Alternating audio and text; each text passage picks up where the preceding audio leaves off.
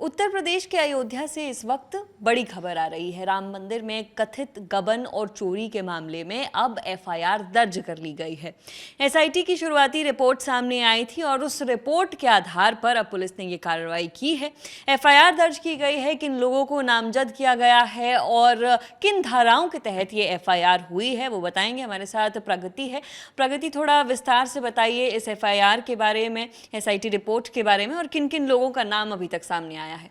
Neha, SIT की report आने के बाद ये पहला सबसे बड़ा एक्शन है कि राम मंदिर में जो चढ़ावा को लेकर विवाद चल रहा था उसमें एफआईआर दर्ज कर ली गई है। 8 लोगों के खिलाफ एफआईआर दर्ज की गई है, नामजद हैं, और कुछ अज्ञात लोगों के खिलाफ भी एफआईआर दर्ज की गई है। इन 8 लोगों में से अभी 2 लोगों के नाम डिस्क्लोज किए गए हैं। पहला है रमाशंकर यादव उर्फ टिन्नू यादव, दूसरा अनुकल्प मिश्रा। दोनों ही लोग चंदा जो चढ़ावा आता था उसे ऑडिट करने में, उसकी गिनती के काम में शामिल थे।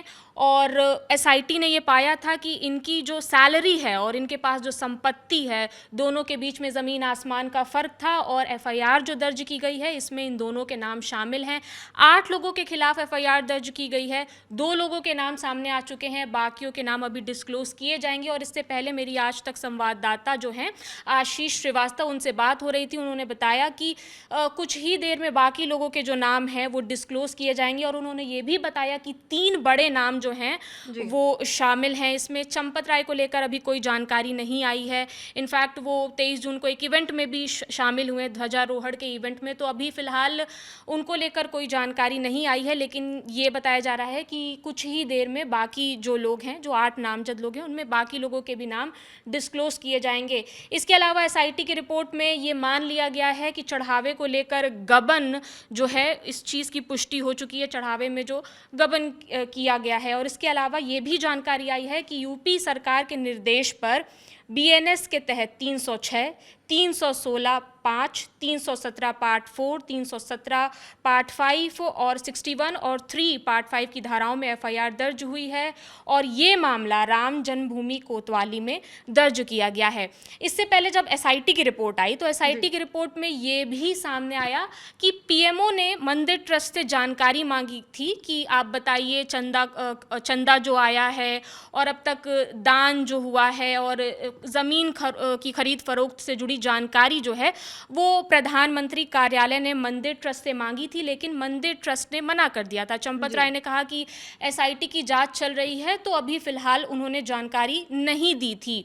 और खुद स्थानीय बीजेपी नेता ने पीएमओ को लेटर लिखा था। रजनीश सिंह ने लेटर लिखकर पीएमओ से कहा था कि मंदिर ट्रस्ट से जानकारी ली जाए, लेकिन मंदिर ट्रस्ट ने इनकार कर दिया था एसआईटी की जांच का हवाला देकर। जी, तो ये अभी बड़ी अपडेट है कि एफआईआर दर्ज की गई है। हालांकि जैसे कि आप बता रही थी कि चंपत राय की, क्योंकि आप बात कर रही थी, तो उनसे जुड़ी एक और जानकारी भी मैं आप सभी के सामने रखना चाहूँगी। आज सुबह इस तरह की भी खबरें वायरल हो रही थी कि शायद चंपत राय जो है उनका इस्तीफा सामने आ गया है। हालांकि बाद में जब स्पष्टीकरण इस पर आया है राम मंदिर की तरफ से, तो जो ट्रस्ट के महासचिव हैं चंपत राय, उन्होंने अपना इस्तीफा नहीं दिया है। इसको लेकर मंदिर निर्माण प्रभारी गोपाल राव से बात की गई थी, जिन्होंने इस पूरी बात को खारिज कर दिया था। साथ ही आज की अगर घटनाक्रमों की मैं बात करूं प्रगति, तो सबसे पहले लगातार संजय सिंह आम आदमी पार्टी के जो सांसद हैं वो ये दावे कर रहे थे कि उनके पास इस चोरी से जुड़े के पास तमाम सबूत हैं, वो उन्होंने एसआईटी को सौंप दिए हैं। एसआईटी को ये सबूत सौंपने के बाद जब संजय सिंह बाहर आए हैं तो उनका ये कहना था कि राम मंदिर जमीन घोटाले में 11 कागजात उन्होंने एसआईटी को सौंपे हैं। इसके अलावा उन्होंने सवाल भी कुछ किए। उन्होंने कहा कि एक एक कर सब सामने आया है, पैसे की बरामदगी हो चुकी है, चढ़ावे में चोरी के तमाम साक्ष्य भी मिल चुके हैं, लेकिन उसके बावजूद भी कोई जेल क्यों नहीं गया है, साथ ही किसी की गिरफ्तारी क्यों नहीं हुई है, कोई एफआईआर अब तक दर्ज क्यों नहीं हुई है। ये संजय सिंह के सवाल थे। लेकिन अब इसमें एक बड़ा एक्शन लिया गया है और एफआईआर दर्ज कर ली गई है। अरविंद केजरीवाल भी लगातार ट्विटर पर बने हुए हैं, इस मामले को लेकर ट्वीट कर रहे हैं। वो भी कुछ इसी तरह के सवाल रेज कर रहे थे।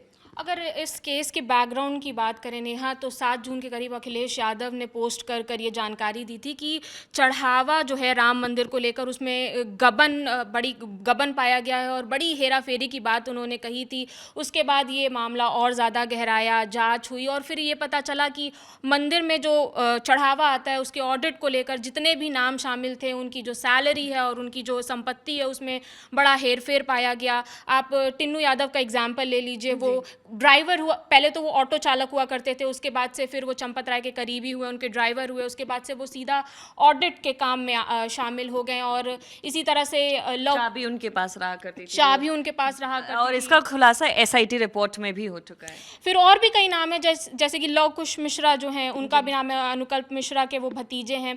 तो ऐसे कई नाम सामने आते गए, कड़ी से कड़ी जुड़ती गई, फिर एसआईटी ने अपनी रिपोर्ट सामने रखी और अब इस बात की पुष्टि हो गई है कि हाँ, गबन हुआ है इस मामले में। एसआईटी की रिपोर्ट हमारे सामने है।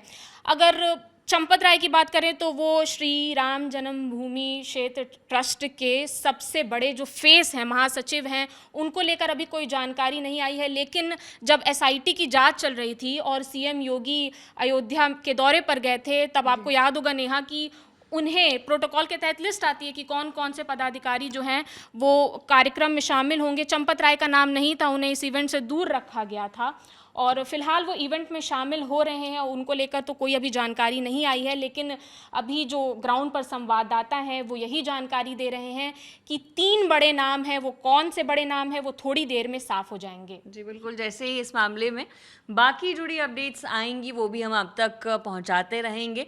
फिलहाल बड़ी अपडेट यही है कि एफआईआर दर्ज हो चुकी है जिसमें 8 लोगों को नामजद किया गया है।